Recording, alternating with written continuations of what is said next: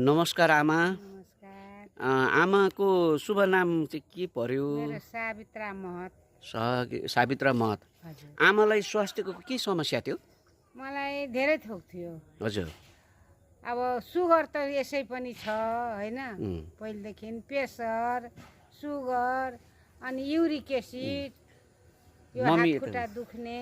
उम्, हजुर। अनि त्यहाँबाट हस्पिटल गएँ अलि- अलिअलि।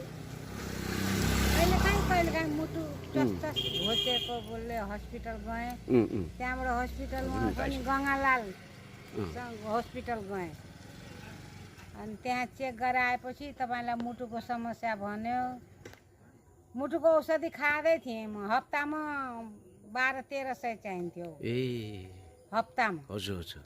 एक हप्ताको।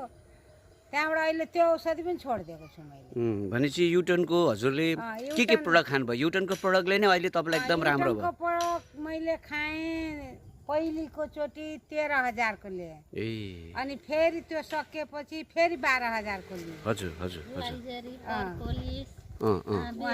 उहाँसँगै लिएर खाएको। हजुर। सबै कुरो अहिले सब कुरो ठिक छ। यो हात यता सुत्न हुँदैन थियो। यो हात कपाल कोरिदिनु पर्थ्यो अरूले।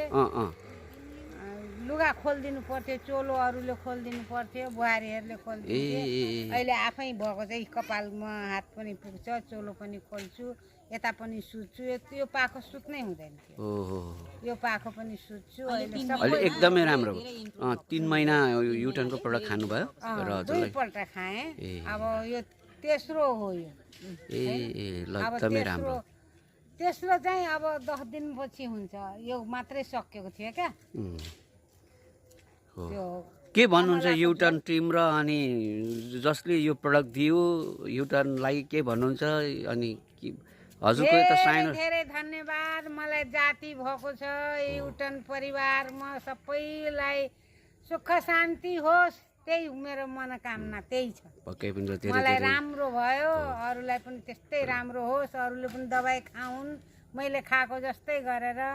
मलाई जाति भयो। अहिले सुगरको औषधि 1 टाइम खाएको छ मैले। 2 टाइम खान्थेँ। अहिले 1 टाइम मात्रै खाएको छ। त्यही पनि खानु भनेर 1 टाइम चाहिँ खाँदैछु। अहिलेसम्म छोडेको छैन। ल धेरै धेरै धन्यवाद। अब आमालाई एकदम राम्रो हो। आमाको यता बुहारी हुनुहुन्छ? यो बुहारी कान्छी बुहारी। हजुरको शुभ नाम? शान्ति देवी। शान्ति देवी। पक्कै पनि हामी 4 महिना अगाडि आमालाई आउँदा चाहिँ अलिक समस्या भएको हो कि भनिन्थ्यो, तर आज आमा एकदमै खुसी हुनुहुन्छ हजुरको भनाइमा? अहिले आमालाई एकदम धेरै राम्रो भएको छ हैन। त्यो दबाई खायो।